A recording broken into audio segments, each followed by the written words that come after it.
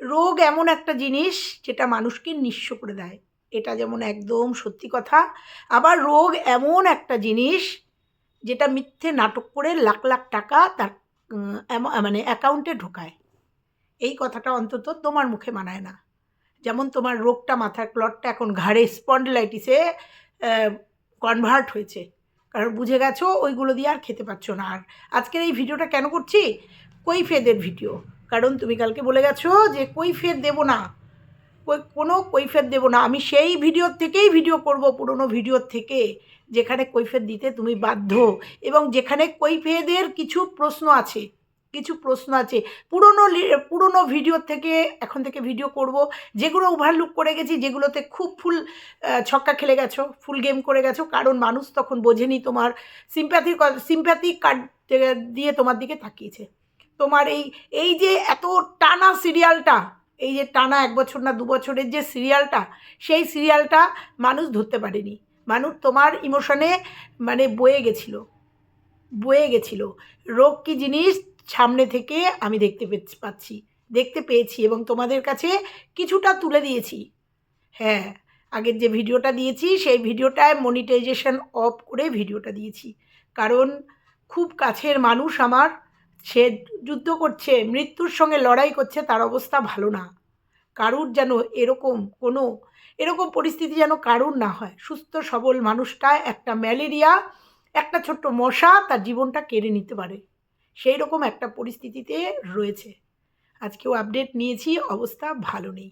তাই বলবো, রোগ সত্যি কথাই, যদিও উনি সরকারি চাকরি করেন, সবটাই প্রোভাইড করবে গভর্নমেন্ট, কিন্তু কিছু জিনিস, টাকা পয়সা নিজেদেরও খরচা আছে, সেটা ভালো অ্যামাউন্ট। তো যাই হোক, সেটা যাব না। এইটা হচ্ছে অরিজিনাল ক্ষেত্রে, যেটা অরিজিনাল ক্ষেত্রে রোগ হয়, তার জন্য মানুষকে নিঃস্ব করে দেয়। এটা একদমই সত্যি কথা, কিন্তু তোমার ক্ষেত্রে এটা প্রযোজ্য নয়। বুঝতে পেরেছো? কারণ তুমি নাটক করে রোগ নিয়ে প্রচুর টাকা কামিয়েছো। ২ টাকা খরচা করলে ৫ টাকা তুমি কামিয়ে নিয়েছো, মানুষের ভিউয়ার্সের ইমোশন বিক্রি করে। বোঝাতে পারলাম? চলো বন্ধুরা, আজকে একদম বিধ্বস্ত, আমাকে দেখে মনে হচ্ছে বিধ্বস্ত। সারা দুপুর ঘুমাইনি, বন্ধুর সাথে, বান্ধবীর সাথে ফোনে কন্ট্যাক্টে ছিলাম, ও আজকেও গেছে, প্রচুর লোকজন গেছে আজকেও। আজকের আপডেট একদম ভালো না। ডাক্তারও বলেছে যে উনি যদি সময় দেন তাহলে চেষ্টা করব। তারপরেও বলেছে আপনারা তৈরি থাকেন, কিন্তু এটা তো কর্মজীবন, এখানে কাজ করতে হবে। তাই ওই ভিডিওটা তোমাদের বলেছিলাম, একটা ভিডিও করেছি, তাই ওই ভিডিওটা দিয়েছি। অবশ্যই তোমরা যারা বোঝার তারা নিশ্চয়ই বুঝবে, মনিটাইজেশন অফ করেই দিয়েছি। আর ওই ভিডিওটা ওইখানে অনেকটা ভিডিওই আমি করেছিলাম, কিন্তু আমি দিতে পারিনি। তোমাদের জাস্ট একটুখানি পরিস্থিতিটা একটুখানি দেখিয়েছি যে উনি কী পরিস্থিতিতে আছে। আবার বলছি, যদি মিরাক্কেল ঘটে যায় তাহলে আমার ওই বান্ধবীর শীতের সিঁদুর অক্ষয় থাকবে। প্রচণ্ড কান্নাকাটি করছে। কালকেও যখন গাড়িতে গেছে, তোমরা দেখেছো, এক ঝলক ওকে দেখিয়েছি, সারা রাস্তা মানে কাঁদতে গেছে। তো যাই হোক, ছুটিতে এসেছিল, খুব আনন্দে ছিলাম। ছুটিতে এসছে, ১৫ দিনের ছুটি। আরে বাবা, ২টো ট্যুর তো করবোই, ভীষণ ঘুরতে ভালোবাসতো। আর আমাদের জুটি ছিল, ওরা দুজন আমরা দুজন, মানে ওরা ৩ জন। ওরা একটা মেয়ে আছে, একটা মেয়ের বিয়ে হয়ে গেছে, আরেকটা মেয়ে আছে, আর আমরা দুজন। আমরা খুব মস্তিতে ঘুরে বেড়াই। তো যাই হোক, তোমরা সবাই প্রে করো, যদি ভগবান যদি মিরাক্কেল দেখায়, কিছু দেখব তো না। ইমোশন হয়ে যাচ্ছি, ইমোশন হলে এটা ইমোশনের জায়গা না, ভিউজ কামাতে হবে। তো ওই জন্য ওই ভিডিওটা দিয়েছি মনিটাইজেশন অফ করে। যারা তোমরা বোঝার তারা নিশ্চয়ই বুঝেছো যে ওইটার মনিটাইজেশন অন করা নেই। তো আজকে ওই যে বলছি না, ভিডিও আমাকে প্রত্যেকে না, অনেক ভিউয়ার্স যাদের সাথে আমার হোয়াটসঅ্যাপে যোগাযোগ আছে, যাদের সঙ্গে আমার এমনি যোগাযোগ আছে, তারা অনেকেই আমাকে স্ক্রিনশট, মানে ভিডিওর লিঙ্ক পাঠাচ্ছে। লিঙ্ক পাঠিয়ে বলছে, দিদিভাই কৈফিয়ত চাওয়ার আছে তো, আমরা এতদিন কোনো প্ল্যাটফর্ম পাইনি, আমাদের তো কারোর চ্যানেল নেই, আমরা প্রতিবাদ করব কোথায়? আর ১ বছর আগের ওর ভিডিওতে, মানে এই যে বৌদির কথা বলছি, ১ বছর আগের ভিডিওতে ও কোনো ভিডিওতে কমেন্ট সেকশান অন করা নেই, ওর কমেন্ট সেকশান অফ করা, অর্থাৎ ওখানে গিয়েও কমেন্ট করতে পারি নাও। তারপরেও ও যদি নেগেটিভ কমেন্ট হয় বা ওর যদি কোনো কমেন্ট মনোপুত না হয়, ও কমেন্ট রাখে না, ডিলিট করে দেয়। তারপরে যখন তোমাকে পেয়েছি, বা তোমাদের মতো কিছু ক্রিয়েটারকে পেয়েছি, যারা আওয়াজ তুলেছো, যাদের কাছে ওর মিথ্যেচারিতা ধরা পড়েছে, তোমরা যখন আওয়াজ তুলেছো, তখন আমরা একটা সোর্স পেয়েছি তার কিছু জিনিস জানিয়ে দেওয়ার। কারণ ও ফ্ল্যাটের থেকে ভিডিও করেছে, ফ্ল্যাটের থেকে ভিডিও করেছে, সিঙ্গেল মাদার বলেছে, কিন্তু ফ্ল্যাটের আশেপাশের মানুষ দেখেছে যে ও মিথ্যে চারিতা করছে, মিথ্যে কথা বলছে ফ্ল্যাটে বসে বসে। তখন তারা কোথাও কোনো সোর্স পায়নি, সেই জন্য তারা কিছু করতে পারেনি। এখন যখন আমরা এসছি ময়দানে ওর মিথ্যেচারিতাকে দূর করার জন্য, মিথ্যেচারিতাটাকে তোমাদের সামনে তুলে দেওয়ার জন্য, তারা এখন আমাদের সাথে যোগাযোগ করছে। সেটা ভাতের হাঁড়ির খবর নয়, সেটা তারা বলছে ও দিনের পর দিন মিথ্যেচারিতা করেছে, আমরা মুখ বুজে দেখেছি সেগুলো, কারণ আমাদের কোনো জায়গা ছিল না। যেমন তোমরা জানো ফ্ল্যাটেরই দুজন মানুষ আমার সাথে যোগাযোগ করেছে, তোমরা জানো আমার কমেন্ট বক্সে ছিল যে ওই ওর হাজব্যান্ডের একজন কলিগের বউ দিনের পর দিন আমাকে কমেন্ট করে গেছে এবং দিনের পর দিন অনেক কথা জানিয়ে গেছে, অনেক কথা জানিয়ে গেছে, তোমরা দেখেছো সেগুলো। এইভাবেই এই রকম কথা এইভাবেই যখন আমি এসছি, আমরা এসছি, তখন যেমন ফ্ল্যাটের আশেপাশের লোকজন একজন খারাপ হলে একজন যদি হয় একটা জায়গার থেকে জানিয়েছে, প্রত্যেকটা জায়গার থেকে ওর কৃতকর্মের কথা আমাদের জানিয়েছে। আমাদের কারোর বাড়িতে গিয়ে সোর্স আনতে হয় না, কারোর বাড়িতে গিয়ে খবর আনতে হয় না, কারোর বাড়িতে যদি যাই সমবেদনা বা ভালোবাসার টানে যাই। সেরকম দুর্গাপুরে যখন ওর শ্বশুরবাড়ির এলাকা থেকেও কিছু মানুষ কমেন্ট করে জানিয়েছে, এখন তো শুধু আমাকে করে না, এখন যারাই ওদের নিয়ে ভিডিও করছে তাদেরকেই দুর্গাপুরের ওদের যে শ্বশুরবাড়ির এলাকা আশেপাশের থেকে ওদের কথা তুলে দিচ্ছে, মানে এই বৌদির কথা তুলে দিচ্ছে, ওদের ফ্যামিলির কথা তুলে দিচ্ছে, কারণ তারা কোনো দিন কাউকে পায়নি, কোনো প্ল্যাটফর্ম পায়নি। তারা এখন এদের মিথ্যাচারিতা এতদিন ধরে সহ্য করেছে, সেটা তুলে দিচ্ছে। কিন্তু আজকের আমার ভিডিও, কালকেও বলেছিল কৈফিয়ত দেব না, দিতে তুমি বাধ্য। আর সেটা কেন, সেটা ভিডিওর ভেতরে চলো, অবশ্যই তোমাদের বলবো যে আজকে আমি কি ভিডিও করতে এসেছি, অবশ্যই তোমাদের তুলে দেবো ক্লিপিং তুলে দেওয়ার পরে ওকে কোয়েশ্চেন করব, ওকে প্রশ্ন করব, কারণ আমি বলেছি ওর প্রত্যেকটা পুরনো ভিডিও যেগুলোতে ওর কমেন্ট বক্স অফ করা আছে, পুরনো ভিডিও যেখানে মনে হয়েছে ওকে কোশ্চেন করা আর ওর মিথ্যাচারিতা করেছে, ও নর্মাল যেগুলো ব্লগিং করেছে সেগুলোতে বলার কিচ্ছু নেই, কিন্তু যেখানে মনে হয়েছে ও মিথ্যাচারিতা করেছে, ভিউয়ার্সদের সাথে খেলেছে, সেইখানে প্রশ্ন করব। সেরকমই আজকে একটা ভিডিও, পুরনো একটা 1 বছরের পুরনো একটা ভিডিও, ডেট সব বলে দেবো, তোমরা যদি মনে করো দেখবে, আর যারা দেখেছো তারা তো জানোই। আমাকে একজন পাঠিয়ে বলেছে দিদিভাই এই কথাটা জিজ্ঞাসা করো। এরকম প্রচুর প্রশ্ন আছে আমাকে কমেন্ট বক্সে। কালকেও বলেছে, একটা প্লেনের টিকিট কাটা নিয়ে একটা প্রশ্ন করেছে, যদি ভিডিওটা বড় না হয় অবশ্যই তোমাদের বলবো। প্লেনের টিকিট কাটা নিয়েও মিথ্যা কথা বলেছে, অনেক সময় আমরাও ভাল্লুক করে যাই, আর যেটা মনে হয় যে ওর ভিডিওতেই এগুলো আছে, এই কমেন্টগুলো আমাদের গ্রহণযোগ্য, সেগুলো শুধু তোমাদের সামনে তুলে দিই। তো চলো এই সবটা নিয়ে আজকের ভিডিও, নিশ্চয়ই তোমাদের ভালো লাগবে, আর ভালো লাগলে একটা তোমাদের অমূল্য কমেন্ট আমাকে করে যাবে। হ্যালো বন্ধুরা, কেমন আছো তোমরা? নিশ্চয়ই ভালো আছো, আমি আছি। কেমন আছি তোমরা সবটাই বুঝতে পারছো। দুপুরবেলাও ফোনাফুনি করেছি, মেন্টালটা ভালো নেই, প্রচণ্ড মাথা যন্ত্রণা করছে, মানসিক দিকটা ভালো নেই। বোঝোই তো যে বান্ধবীর মানুষের এরকম যদি একটা হয়, যাই হোক সেটা প্রশ্ন না। প্রশ্ন এবার যেটা নিয়ে আজকে ভিডিও, সেটা হচ্ছে প্রথম দিন থেকেই যখন এই চ্যানেলটাও খুলেছে, আমাকে একজন কমেন্ট করে বলেছে দিদিভাই এই কথাটা বলবে, প্রথম দিন থেকেই স্বামীকে নিয়ে কন্ট্রোভার্সি ছাড়া একটাও ভিডিও নেই, স্বামীকে নিয়ে স্বামীর নিন্দা ছাড়া একটা ভিডিও নেই যেখানে তার স্বামী ছিলই না। এই প্রশ্নগুলোর উত্তর দিতে হবে আজকে। প্লেনের কথা, টিকিটের কথাটা তোমাদের বলি। কালকে আমাকে এই কমেন্টটা করেছিল, কিন্তু কালকে আমি বলতে পারিনি, দেবো তোমাদের একটা ভিডিও ক্লিপিং দেবো, দিয়ে আমি তোমাদের ওকে প্রশ্ন করব। লিখেছে ওর নাম নিয়ে, দেওরের নাম নিয়ে, ও কালকের ভিডিওতে বলেছে যে সে অনলাইনে ফ্লাইটের টিকিটগুলো কেটেছে, কিন্তু যখন ও আগের ভিডিও বলেছিল সেটা তো ও দেখিয়েছে যে সেই শিলিগুড়ির এয়ারপোর্টে গিয়ে ফ্লাইটের টিকিট কেটেছে। হয়তো এই ভিডিওটা আমি দেখিনি, এই জন্যই বলি আমার ভালোবাসার ভিউয়ার্স, ও বলেছে অনলাইনে ফ্লাইটের টিকিট কেটেছে, আমি বোধহয় কোনো ভিডিওতে বলেছিলাম। হ্যাঁ, তো আর ও দেখিয়েছে শিলিগুড়ি এয়ারপোর্টে গিয়ে ও কেটেছে। এইরকমই প্রচুর প্রশ্নের উত্তর ওকে দিতে হবে, যে ভিডিওতে এইরকম ভুল ইনফরমেশান দেওয়ার জন্য। ফ্লাইটের টিকিট কেটেছে, দুজনে বসেই মিথ্যে কথা বলে, যখন মনে যখন মনে যেটা আসে সেটাই বলে, একদমই তাই। কারণ মিথ্যে সত্যি যদি হয় আজকে যেটা বলবো 10 বছর বাদেও সেটা হবে, আর মিথ্যে যেটা হয় সেটা এখন যেটা বলবো 1 ঘন্টা বাদে ভুলে যাব। ওদের ক্ষেত্রেও তাই হয়েছে। ওরা অতীতে কী করে এসছে, কি মিথ্যাচারিতা করে এসছে সেটাও ভুলে যায়। সেরকমই আজকে একটা প্রমাণ তোমাদের দেব। ও 2023-এর 4th মে একটা ভিডিও দিয়েছিল, অতীতের অনেক ছবি খুঁজে পেলাম, এই স্মৃতি নিয়েই তো বেঁচে আছি, পুরনো স্মৃতি ঝালাই করলাম অনেক, এইরকম একটা টাইটেল দিয়ে একটা ভিডিও দিয়েছিল। সেই ভিডিওতে ও ছেলের অন্নপ্রাশনের অ্যালবাম শেয়ার করেছিল। আজকে যদি বলো যে কেন এই পুরনো ভিডিওটা নিয়ে ভিডিও করছি, তার কারণ ও একদম প্রেজেন্ট কদিন আগে 2-3 দিন আগে একটা ভিডিওতে বলেছে আমরা নাকি দেওর বৌদি, ওর নাম করে বলেছে, দেওরের নাম করে বলছে এই দেখিয়ে দাও তো আমরা কে। তখন ওই রেজিস্ট্রি সার্টিফিকেটটা দেখে প্রমাণ করতে চেয়েছে যে ওরা স্বামী স্ত্রী, মানে আইনত ওরা স্বামী স্ত্রী প্রমাণ করতে চেয়েছে। তাই একজন ভিউয়ার্স আমাকে এই ভিডিওটা তুলে দিয়েছে, তুলে দিয়ে বলেছে যে আন্টি তাহলে একটু বলো তো যে ওইটা যদি ওরা দেওর বৌদি না হয় তাহলে এই যে বাচ্চাটার অন্নপ্রাশনে তাই দেওরকে দেখা গেল কেন, এই দেওর কোথা থেকে আসলো, এই দেওর ছবি তুলেছে। চলো ভিডিও ক্লিপিংটা দিয়ে নিই, তারপরে তোমাদের কাছে প্রশ্ন করব।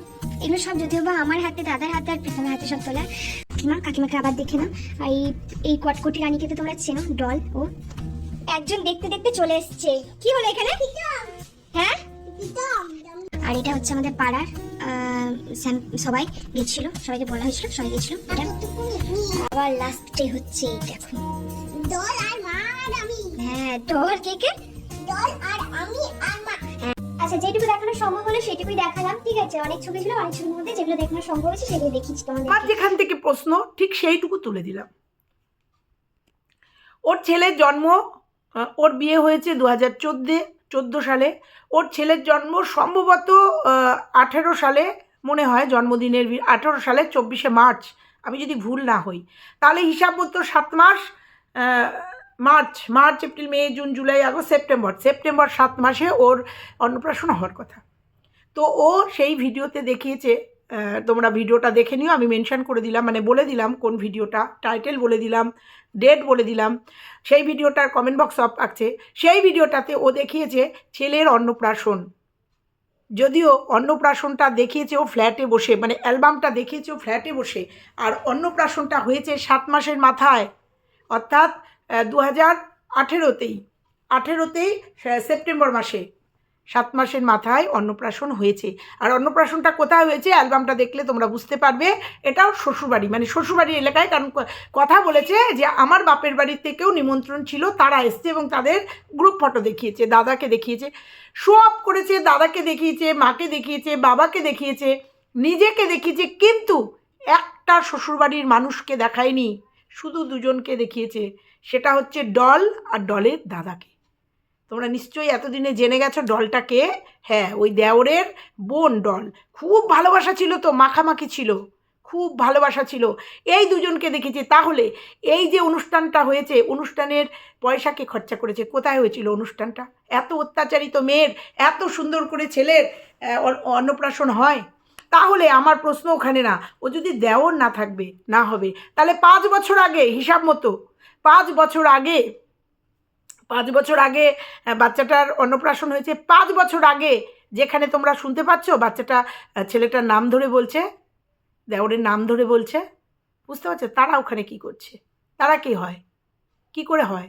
বাচ্চাটা যে নাম ধরে ডাকতো সেটার প্রমাণও তোমাদের দিয়ে দিলাম। তাহলে দেওর যদি না হয়, তাহলে ওই অ্যালবামে দেওর আর দেওরের বোনের ছবি থাকলো, আর কারুর শ্বশুরবাড়ির আর কারুর ছবি থাকলো না। আবার বললো লাস্টে যে আমরা যতটুকু দেখানোর ততটুকু দেখালাম। তাহলে বন্ধুরা বুঝতে পেরেছো, ও সন্তর্পণে 1 বছর ধরে কাজ করে গেছে ওই চ্যানেলে। কারণ আগের চ্যানেলটাই শুনেছি, আমাকে অনেকেই কমেন্ট করে বলেছে যারা ওর ভিউয়ার্স ছিল, ওই চ্যানেলে ওর শ্বশুরবাড়ির, ওর স্বামীকে, ওর শ্বশুরকে সবাইকে দেখানো গেছে। তাই জন্য ওই এই চ্যানেলটা ক্রিয়েট করবে জন্য ওই চ্যানেলটা ডিলিট করে দিয়েছে, আর বলেছে ওটা ডিলিট হয়ে গেছে, কোনো কারণ সে দেখাতে পারেনি যে ওই চ্যানেলটা ডিলিট কেন করেছে। এবং প্রথম ভিডিওটায় দেখবে যে ওই চ্যানেলটা আমার ডিলিট হয়ে গেছে, তার জন্য এই দেওরের নাম করে বলেছে, এই দেওর অনেক চেষ্টা করেছে চ্যানেলটা ফিরিয়ে আনার। তাহলে ওর নামটা একদম প্রথমে আসলো কি করে? যদি এ দেওরই না হবে তাহলে কে? প্রশ্নটা রেখে গেলাম। দেওর বৌদি না হলে তাহলে কে? তোমারই ভিডিও থেকে তোমাকে প্রশ্ন করব। আর অ্যালবামের ভিডিওতে শ্বশুরবাড়ি অ্যালবাম অন্নপ্রাশন করলো, খরচা করলো, অ্যালবাম যখন দেখালো, ফ্ল্যাটে বসে অ্যালবাম দেখালো, অথচ অ্যালবামের কোথাও শ্বশুরবাড়ির কেউ নেই, শুধু এই দেওর আর কাকিমা বললো। আমি জানি না ওই কাকিমাটা কে, আদৌ ওই কাকিমা দেওরের মা কিনা আমি জানি না, যেটা জানি না সেটা বলবো না। কিন্তু আমি যেহেতু দেওরের বোনকে আমি চিনি, ওর ভিডিও থেকেই নামটা শুনেছি, সেই সোর্সে বলবো যে দেওরের বোনকে ভীষণভাবে প্রত্যেকটা ছবিতে দেখানো হলো। কেন দেখানো গেল না শ্বশুরবাড়ির কাউকে? তাহলে কি তখন থেকেই ধরে নিতে হবে মানে বিয়ে হয়েছে 14 সালে, এটা 18 সালের ভিডিও মানে অ্যালবাম, আর প্রত্যেকটা কথায় বললো ফটোগুলো আমি আর আমার দেওর তুলেছি। দেওর তো বলেনি, ও নাম ধরে বলেছে আমি আর অমুক ফটোগুলো শ্যুট করেছি ছাদে, এখানে ওখানে, যেগুলো অ্যালবামে দেখা গেছে। তাহলে তোমার শ্বশুরবাড়িতে এই দেওর কী করছিল? কেন নাম আসলো যদি তোমার দেওরই না হবে? যেটা তুমি এর 3 দিন আগে একটা ভিডিও করে বলেছো যে আমরা নাকি দেওর বৌদি, যেটা প্রমাণ করতে চেয়েছো তোমরা স্বামী স্ত্রী। আমার এই প্রশ্নের উত্তর দিও। আমি বলেছি না পুরনো ভিডিও থেকে তোমাকে ভিডিও করব, ভিডিওতে আমি প্রশ্ন করব, আর যেগুলোতে তুমি উত্তর দিতে বাধ্য, কারণ তুমিই বলেছো আমরা দেওর বৌদি নই। এবং কোনো একটা ভিডিওতে, সেই ভিডিওটা পেলেও দেখাবো, যে দেওর বলেছে আমি তো জানিই না আমার একটা দাদা আছে, আমি তো জানিই না আমি নাকি ওর দেওর হই, এরকম একটা থাম্বনেল দেখেছিলাম। সেক্ষেত্রে এই প্রশ্নগুলো আসবেই, এই প্রশ্নগুলো আসবেই। অ্যালবামে তোমার শ্বশুরবাড়ির কেউ নেই কেন? শ্বশুরবাড়ির যখন কেউ নেই সেখানে দেওরের নাম আসলো কেন? প্রশ্ন তোমাকে করে গেলাম। তো যাই হোক, এবার বলি, রোগ বিক্রি করে, তুমি তো রোগ বিক্রি করে অর্থ উপার্জন করেছো, মিথ্যে রোগ বিক্রি করে। অতএব তোমার ওই রিলসটা একদমই খাটে না। আর তোমার এখন মাথার ক্লট, গলায় চলে এসছে, স্পন্ডেলাইটিসও আছে। আর স্পন্ডেলাইটিস চেক করলে সবারই আছে। কালকের ভিডিওতে ওভারলুক করে গেছিলাম, বলেছো মানে ওই ভিডিওটা দিয়ে কতদিনের ভিডিও ভগবান জানে, টুকরো টুকরো টুকরো কালকেও বলে গেছি না, আজকে সকালের ভিডিওতেও বলে গেছি, একটু একটু করে ক্লিপিং নিয়ে জোড়া দিয়ে ভিডিও। কখনো দেখাচ্ছ মকর সংক্রান্তির দিন চালের গুঁড়ো কিনতে গেছো, কখন দেখিয়েছো পিঠে হয়েছে, সেই পিঠে খেয়েছে। আমরা জানি সংক্রান্তির দিন প্রত্যেকটা বাড়িতে পিঠে হয়। আবার দেখিয়েছো যে মিশন হাসপাতালে গেছো, দেওর বলছে রিপোর্টগুলো দেখাতে আসলাম। আবার ওই ভিডিওর আগের দিকে বৌদি বলছে আমার এমআরআই না সিটি স্ক্যানের রিপোর্টটা একটু সময় লাগছে আসতে, অনেকের তাড়াতাড়ি আসে, আমার মায়ের তাড়াতাড়ি এসছে, আমার একটু সময় লাগছে। একটু বলো তো যে আদেও সত্যিটা কি, আদেও রিপোর্টসটা কি? আজকে হয়তো ভিডিও আসবে, আমার এই ভিডিওর পরে বা আগে হয়তো ভিডিও আসবে, আমি জানি না এটা কখন পাবলিক করতে পারবো। বুঝতে পেরেছো? একটু বলো তো প্রত্যেকটা মুহূর্তে কেন এত ছলনা, কেন এত মিথ্যাচারিতা? একবার বলছো অনেক দেরি হবে, তারপরেই সেই ভিডিওর লাস্টের দিকে দেখছি মিশন হাসপাতালে গেছো রিপোর্টগুলো দেখাতে, কারণ দেওর নিজে বলছে মুখে যে রিপোর্টগুলো দেখাতে এসছি। তাহলে কতদিন লেগেছে রিপোর্টগুলো আসতে? রিপোর্টগুলো এসছে, আজকে হয়তো রিপোর্টের কোনো ভিডিও আসবে। আমার কমেন্ট বক্সে অনেকেই এই একটা কমেন্ট করেছে, তাই কমেন্ট আজকে পড়লাম। আরে ও আইনত বরকে সমাজে বদনাম করে দিয়েছে, এর থেকে আর বেশি সমালোচনা কি হতে পারে? এর উত্তর তো দিতে হবে। বরকে দিনের পর দিন মলেস্ট করেছো সোশ্যাল মিডিয়াতে, যেখানে তোমার বর ছিলই না, সেই উত্তরগুলো তোমাকে দিতে হবে, কৈফিয়ত দিতে হবে। তার জন্য তুমি বাধ্য, ভিউয়ার্সদের কাছে বাধ্য। ভিউজ চাও না, না ভিউজের জন্য করো না ভিডিও, ভালোবাসার জন্য করো, বলতে পারো। দেখো সেই ভিউয়ার্সরা সব মুখ ফিরিয়ে নিয়েছে, কারণ রীতিমতো অপমান করেছো ভিউয়ার্সদের। দেখেছো ভিউজের পরিস্থিতি? একে বলে সত্যের জয়, একে বলে সত্যের জয়। আমাদের ভিউজ নেই, একদম সামান্য কিছু ভালোবাসার মানুষ আছে, তাদের দ্বারাই তোমাদের মিথ্যাচারিতা সামনে আনতে পেরেছি। আর তার রেজাল্ট তোমার কমেন্ট বক্স, তোমার ভিডিও, তোমার ভিউজ, এটুকুই যথেষ্ট। বুঝতে পেরেছো? এতদিন যেগুলো যারা জানাতে পারেনি, এখন তারা কমেন্ট করে আমাদের জানাচ্ছে, কারণ তোমার আসলিয়াত অনেকেই জানে। আর তুমি তোমার বান্ধবীর কথা তুমি নিজে মুখে বলেছো, তোমার প্রিয় দুটো বান্ধবী তুমি হয়তো জানো না, সেই প্রিয় বান্ধবীগুলোও তোমার ভিডিও দেখে এবং আমারও ভিডিও দেখে। এইটুকু শুধু তোমাকে বলে গেলাম। তারা দেখে যদি তোমার মিথ্যের কিছু আমার কমেন্ট বক্সে তুলে দেয় বা আমার কাছে পাঠায় কোনো বার্তা, সেটা কোনো ঘরের খবর নয়, সেটা তোমার ভিডিওতে তুমি নাম করেছো, তার এগেনস্টে আমার কাছে মানে এসছে, বার্তা এসছে, সেটা বলেছি, বান্ধবীর আসলিয়াতটা বলেছি। এইভাবে তোমার প্রত্যেকটা জায়গা থেকে আমাদের কাছে কমেন্টের মাধ্যমে, ফেসবুকের মাধ্যমে খবর এসছে, যেটা এতদিন তারা করতে পারেনি। আর সেটা যে সত্যি আজকের ডেটে দাঁড়িয়ে সেটা প্রমাণিত। তো আমি ওই অ্যালবাম নিয়ে যে প্রশ্নগুলো তোমাকে করে গেলাম, সেই প্রশ্নের উত্তরগুলো দেবে, ঠিক আছে? সেই প্রশ্নের উত্তরগুলো দেবে। দেখো একটা কমেন্ট এসছে, সেই কমেন্টটা সত্যতা আছে জন্য পড়বো। ওই যে বলেছি যে ওর ভিডিও রিলেটেড যে কমেন্টগুলো অবশ্যই সেগুলো পড়বো। দেখো দুর্গাপুরে সম্ভবত ওদের পাড়ায় ওদের পরিচিত কেউ আমাকে কমেন্টটা করেছে, নামটা এখানে নিলাম না, তোমরা দেখে নিও। ওরা পালিয়েছে সেটা বড় কথা না, কিন্তু রোগ নিয়ে এভাবে মিথ্যে বলাটা ঠিক হয়নি। এর মতামতটা দিয়েছে, জানো দিদি, ওর শ্বশুরবাড়ির লোক এতটাই বোকা, এই রোগটাকে সত্যি ভেবে নিয়েছে। ওদেরই একজন ফ্যামিলি ফ্রেন্ড বলেছে কলকাতাতে যে ফ্ল্যাট আছে সেটার এর হয়তো ওর হয়তো ফ্ল্যাটটা বাবার নিজের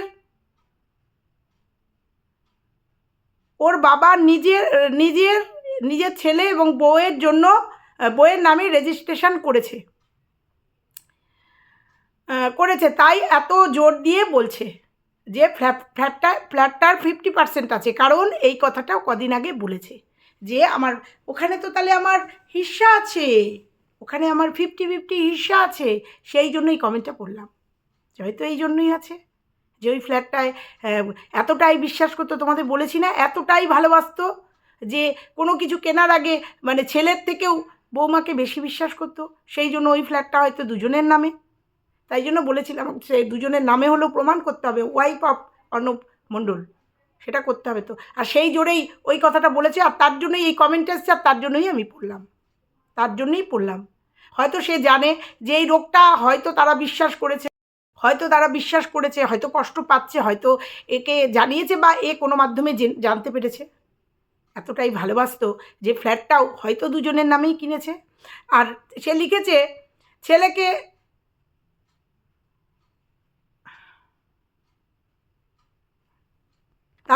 তারপরে লিখেছে বউ যে এইভাবে ছুরি মারবে ছেলেকে কিভাবে জানবে? একদমই তাই, বিশ্বাসের জায়গায় এইভাবে যে আঘাত করবে কি করে জানবে? ছেলের বউ মানে নিজেরই পরিবারের একটা পার্ট, কি করে ছেলের সাথে এরকম করবে? বুঝতেই পারিনি। আর বুঝতে পারলে এইভাবে কাজ করতো না তো। এটা তো একদম পরিষ্কার যদি হয়ে থাকে। ছেলেকে এমনি সাথে নিয়ে যায়নি, গাছেরও খাবে তলারও কোড়াবে কমেন্ট, তাই জন্য পড়লাম। আর একটা কমেন্ট পড়ে এই ভিডিওটা শেষ করব।